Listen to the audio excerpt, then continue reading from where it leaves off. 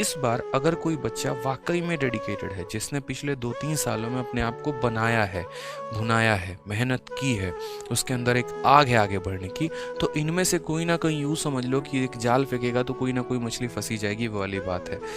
मेरा मानना है अगर मेरा जैसा जो है डम्ब व्यक्ति जिसके स्कूल में काफ़ी कम नंबर आते थे, अगर वो इस मुकाम तक पहुंच सकता है तो आप तो यार बहुत होशियार हैं, ठीक है, क्योंकि आपके साथ मैं हूँ शुरू से। ये मैंने पहले भी कहा था कि सर 2023 में काफ़ी सारे पेपर होने वाले हैं। मैंने उस दिन भी आपको पीपीटी में दिखाया था कि आपके सामने कई सारे अपॉर्चुनिटी हैं, पर्टिकुलरली सीजीएल है, उसके बाद आपका सीएचएसएल है, और सीएचएसएल के तो मेरे भाई दो दो पेपर होने वाले हैं, ठीक है। उसके बाद आपका एमटीएस है, इस एमटीएस के भी आपके दो दो पेपर होने वाले हैं। उसके बाद फेज़ 11 है आपका, ठीक है। फिर उसके बाद आपका सीपीयू का पेपर है, आपका भी जीडी का भी पेपर है, तो कई सारे पेपर बैक टू बैक होने वाले हैं। इनके प्री हैं तो इनके मेंस भी हैं। यानी हम अगर बात करते हैं औसतन हर किसी की वैकेंसी की, इसके पास भी कुछ है, इसके पास भी कुछ है, इसके पास भी कुछ है, तो इस बार अगर कोई बच्चा वाकई में डेडिकेटेड है, जिसने पिछले 2-3 सालों में अपने आप को बनाया है, भुनाया है, मेहनत की है, उसके अंदर एक आग है आगे बढ़ने की, तो इनमें से कोई ना कोई यूँ समझ लो कि एक जाल फेंकेगा तो कोई ना कोई मछली फंसी जाएगी, वो वाली बात है, ठीक है। तो आपको क्या काम करना है? काम नंबर 1 तो आपको मेरे भाई ये करना है कि आपको फॉर्म सबके भरने हैं, फॉर्म नहीं छोड़ना किसी भी सिचुएशन में। अगर आपका एज है, अगर आपकी क्वालिफिकेशन है, तो फॉर्म आपको भरना ही भरना है, बैक टू बैक जितने पेपर होंगे उनके। दूसरी बात, क्या सिर्फ फॉर्म ही भरने से काम हो जाएगा, नौकरी मिल जाएगी? बताओ। फॉर्म भर दिए, हो गया सिलेक्शन हमारा, लीजिए सर आप बोले थे फॉर्म भरने को तो फॉर्म भर दिया हमारा, हो जाएगा सिलेक्शन सर? नहीं होगा यार। फॉर्म भरने से सिलेक्शन होता तो हर किसी का हो जाता, फिर आप ही का क्यों होता बताइए? समझ रहे हैं मेरी बातों को? तो अब यहाँ पर हम क्या करेंगे, तो फॉर्म भरने से नहीं होगा, यहाँ पर अपनी एक बहुत ही ज़बरदस्त स्ट्रैटेजी बना के चलनी है, और आज से ही चलनी है। जैसे मैं अगर आपकी जगह होता ना, तो मैं ऑनेस्टली बताता हूँ, मैं बस एक ऐसा छोटा सा कार्डबोर्ड लेके आऊँगा 5 रुपए वाली स्टेशनरी की दुकान से, इतना बड़ा, ठीक है, बड़ा वाला, कंजूसी मत करना, 5 रुपए वाली लेके आना। यहाँ पर मैं एक तरफ है ना ऐसे, यहाँ पर मैं एक तरफ क्या करता था, अपना प्लानर लिखूंगा। प्लानर मतलब मेरे पास कितने दिन बचे हुए हैं। जैसे मानो मैंने 1 मंथ का शेड्यूल बनाया है, या 2 मंथ का शेड्यूल बनाया है, या 3 मंथ का बनाया है, तो यहाँ पर दिन लिखे होते थे 1, 2, 3, 4। हो सकता है बहुतों को बेफिजूल लगे, हो सकता है बहुतों को इंटरेस्टिंग लगे, क्योंकि तरीके बदलते रहा करो, उससे मोटिवेशन मिलती है, थोड़ा अच्छा लगता है, ठीक है। ऐसे कर करके मानो मैंने 45 डेज के शेड्यूल बनाए, तो 45 दिन तक मैंने यहाँ कर दिया, ठीक है। उसके बाद मैंने यहाँ टारगेट बनाया कि इन 45 दिनों में मुझे क्या करना है। तो इन 45 दिनों में जैसे मानो मैथ्स है, तो मैथ्स का मुझे यहाँ पर चैप्टर है प्रॉफिट परसेंटेज हो गया, फिर यहाँ पर प्रॉफिट एंड लॉस हो गया, फिर यहाँ जैसे मानो टाइम एंड वर्क हो गया, फिर मानो SICI हो गया। ऐसे करके मैंने 4 चैप्टर यहाँ लिख दिए हैं। एक एडवांस का भी बीच में लगा दो, ताकि अरिथमेटिक एडवांस साथ में चलते रहे, ठीक है। यहाँ पे कोई दिक्कत की बात है?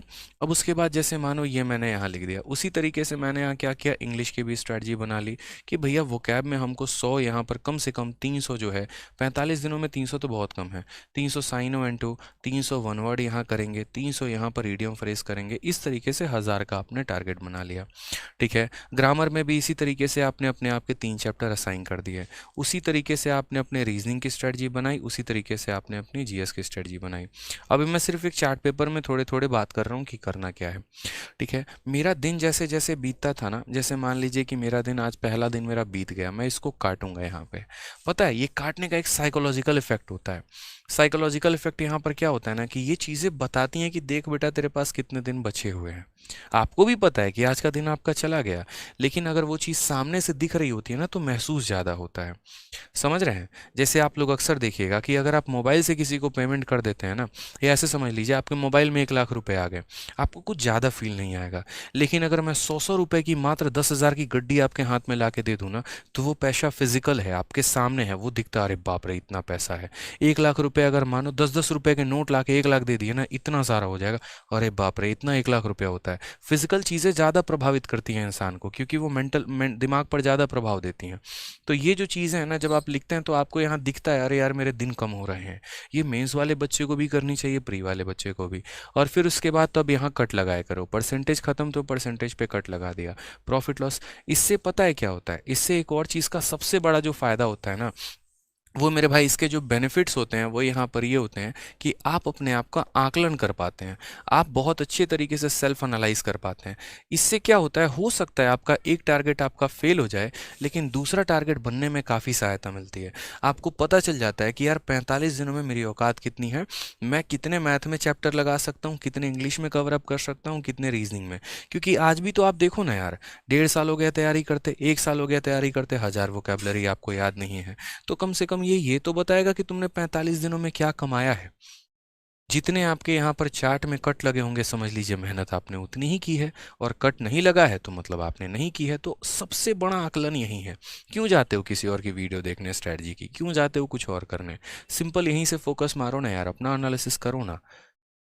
ठीक है, तो इस तरीके से जो है आप काम कर सकते हैं अपना शेड्यूल बना के। ठीक है, साथ में यहाँ पर जो है कुछ नोट भी लिख सकते हैं। नोट यहाँ पर क्या लिख सकते हैं, अपनी चीज़ों के बारे में।